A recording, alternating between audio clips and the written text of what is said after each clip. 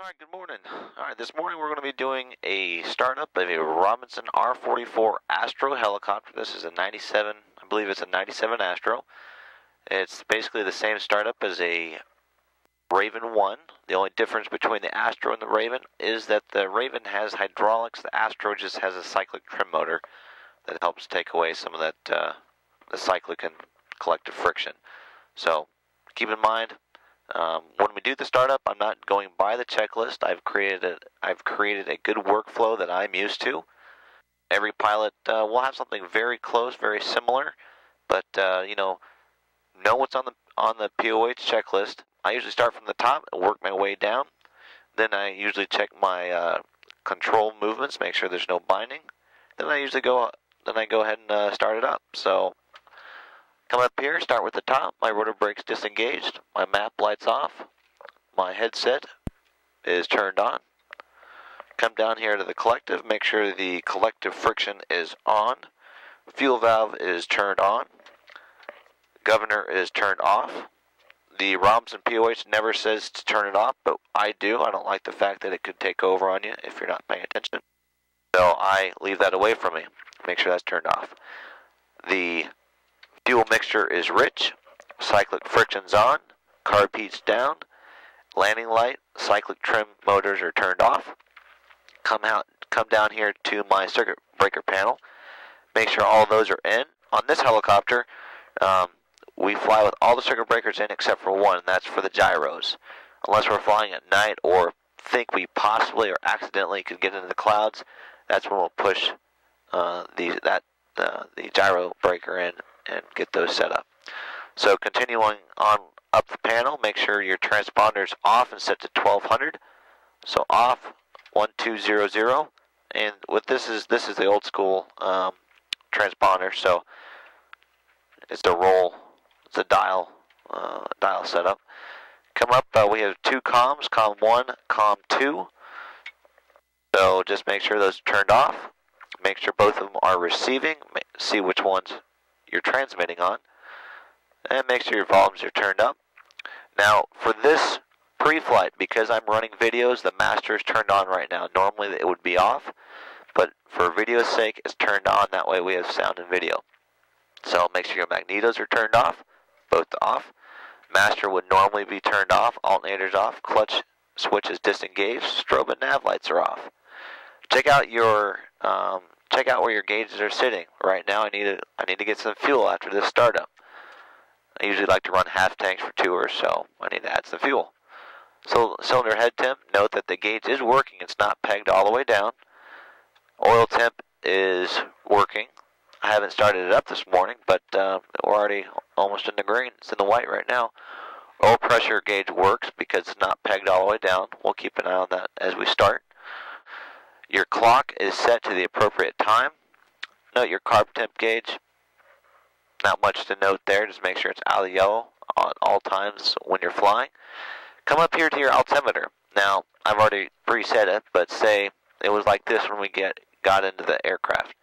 Field elevation here at Gatlinburg is 1,000 feet.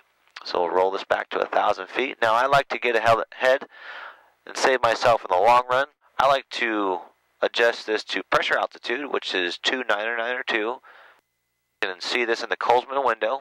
Right now it's basically 3021. We're going to roll it back to the right. Watch this guy come down. We're going to roll that until it says 2992, which is about 750 feet or so. You'd rather guesstimate high. You'd rather, under budget your power instead of, overworking the aircraft. So I'm just going to say 1,000 feet, just because the charts for these things are so vague. So 700 feet is pressure altitude. And come down to your outside air temperature, which says we're at 25 degrees. Now we're on asphalt. I want to say 20 degrees.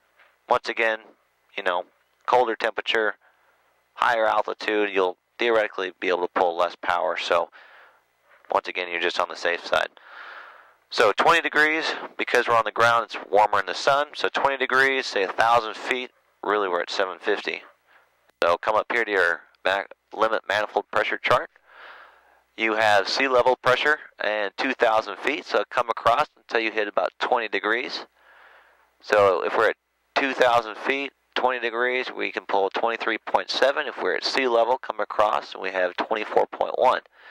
So figure, cut that in the middle, you're looking at about 23.9 inches. I usually never pull any more than 23. There's no need to unless you're overgrossed or you're extremely hot day. So that's max continuous power. For your 5-minute takeoff power, add an additional 1.6 inches. So if we had to, 23.9, just figure 24, add an additional 1.6, that'd be about 25.6 inches of manifold pressure you can pull for 5 minutes. Right before I start up, I make sure all my controls are free to move. Now, because the master's on for the video, when I raise the collective, because we have 0 RPMs, we have low RPMs, the warning horn and light will come on. They should not come on when you do your pre-flight, because you'll have the master turned off. So come down here to the cyclic friction, turn it counterclockwise until it's all the way off. Now I can move that guy. Come down here to the collective friction, slide it forward, and now my collective should be able to move freely. Now I want to move the cyclic around first. Note, you have a lot of movement, a lot of travel you can do in the cyclic. You can do not go all the way over till it stops and go all the way around, because that just puts a nice ding, a nice scratch all the way around in the cyclic from you rubbing it all over. So come around, make sure you're going, a fair distance, but you're not going to be moving the cyclic that much in flight. Note the blades are moving, and also check the swash plate. It's moving good. Now we're going to raise the collective. The horn will come on because the master's turned on, but you just want to make sure there's no binding anywhere. Coming up. Good. Like to go back down, horn goes off. So collective's down, friction's on, carb heat turns off because the carb heat assist. Turn your cyclic friction on. Last thing to do is we check our pedals, free travel. Right now they're centered. Please excuse the flip-flops. I don't fly in these, but I'm nice and relaxed this morning. So good free travel. Also get a visual check. Make sure those blades back there are changing pitch. We're good.